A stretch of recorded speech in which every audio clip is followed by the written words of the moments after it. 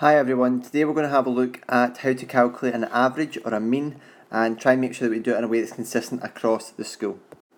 Okay, so to calculate the average, in maths we might use another word, we might use the word mean, average and mean, those words are interchangeable.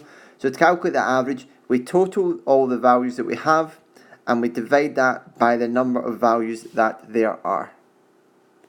Okay, so the following test scores out of 10 were recorded: 5, 9, 6, 9, 5, 8. Calculate the average test score.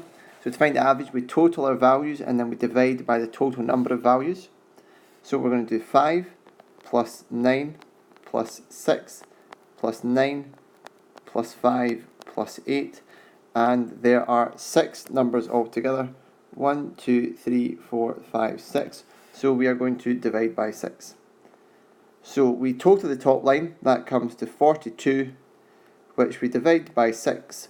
So the average or the mean test score is 7 out of 10.